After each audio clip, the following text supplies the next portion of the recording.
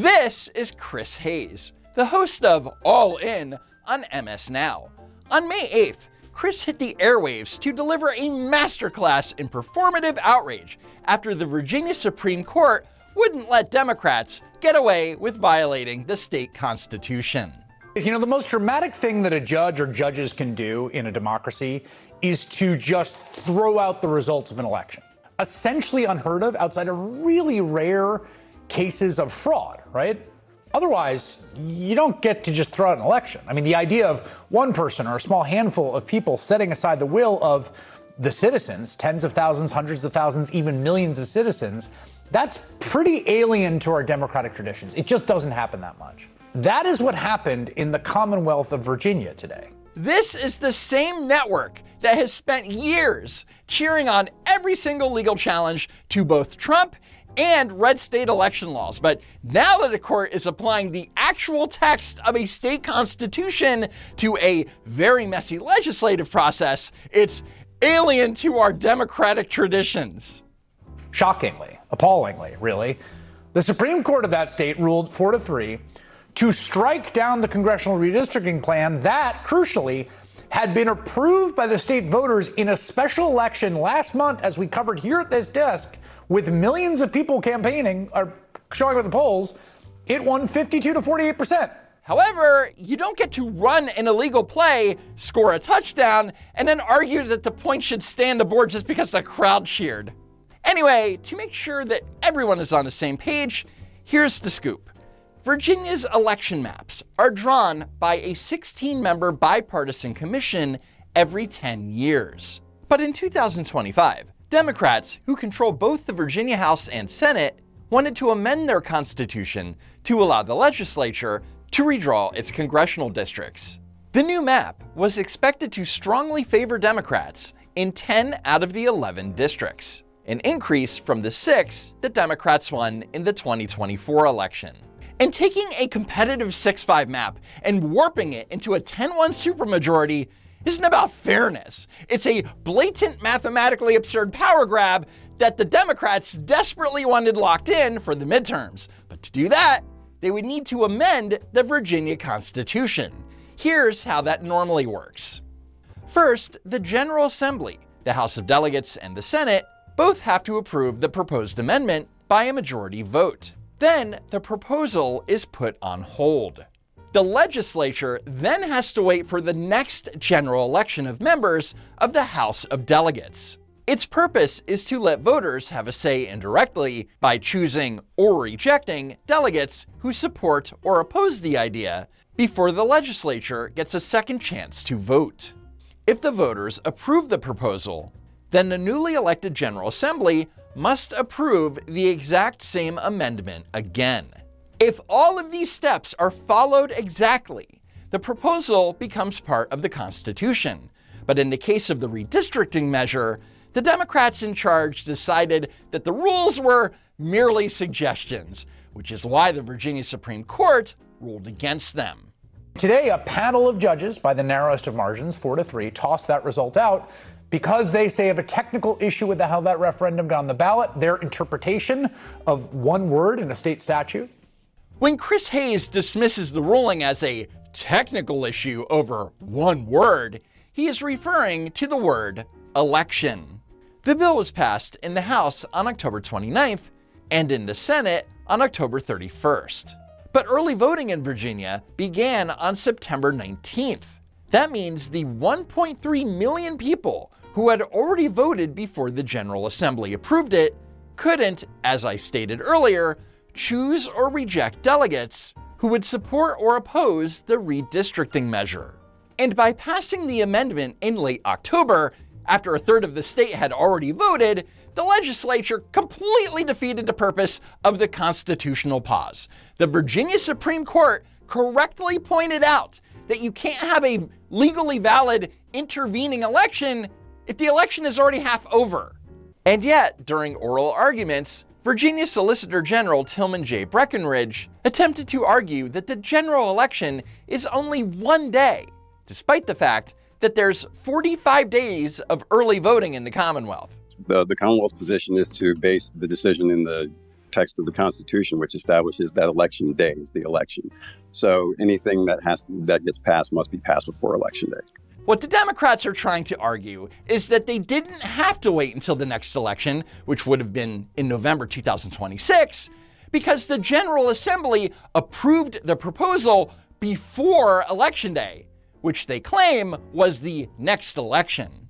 For you to be correct, people casting the votes are not actively participating in the election when they cast their votes. No, I disagree with that, Your Honor. Okay, how am I, if I voted on October 21st, actively participating in the election when I cast my vote if the election hasn't begun yet?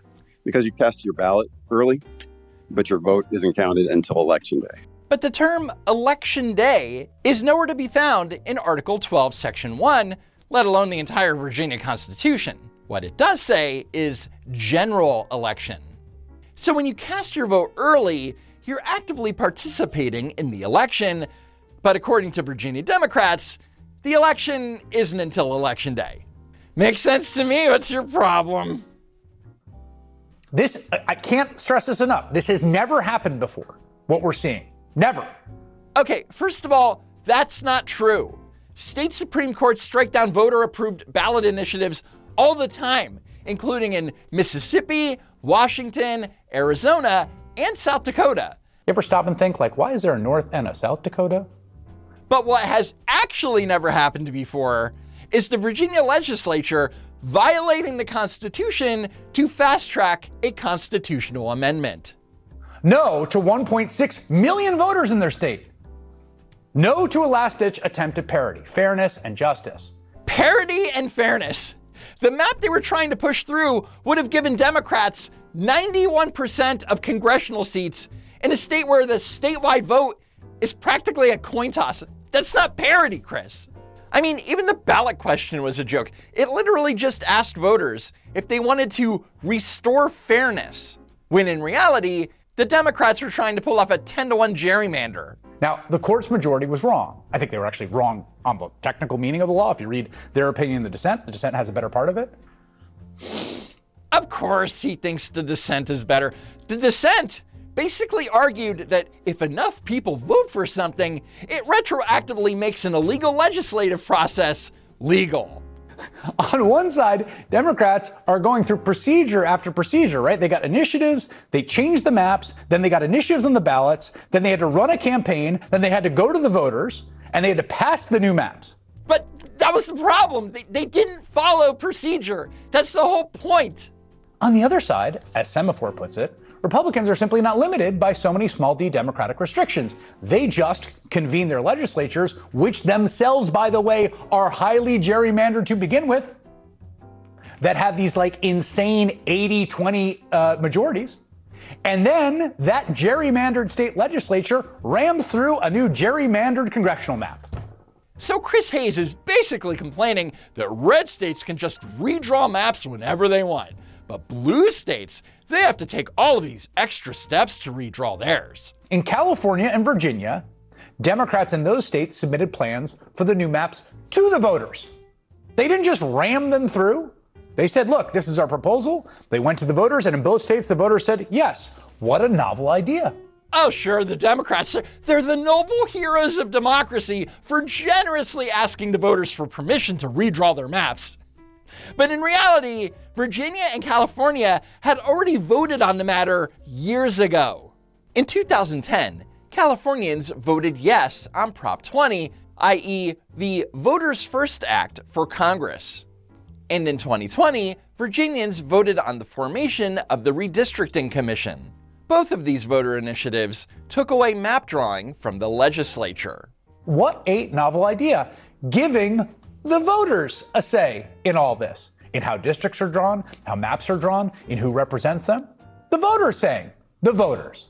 But now, years later, Democrats have found that democracy is inconvenient. Yes, we know that you voted to strip us of map-making power, but we just need that power back. Just this once, for fairness. So that's the plan, to change the way voting happens, to change the districts, to basically change the rules of the game rather than actually compete in the game.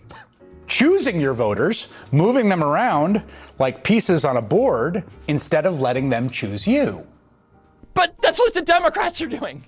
They looked at a fair, competitively balanced 6-5 map and realized that they couldn't easily control the outcome and immediately tried to rig the board to guarantee themselves 10 out of 11 seats. You know, moving voters around like pieces on a board. Anyway, days after losing their case, Virginia Democrats filed an emergency application for a stay with the U.S. Supreme Court in an effort to pause the Virginia Supreme Court's ruling and to try and convince the court that a general election means election day and not the 45-day early voting period where people cast their votes in an election.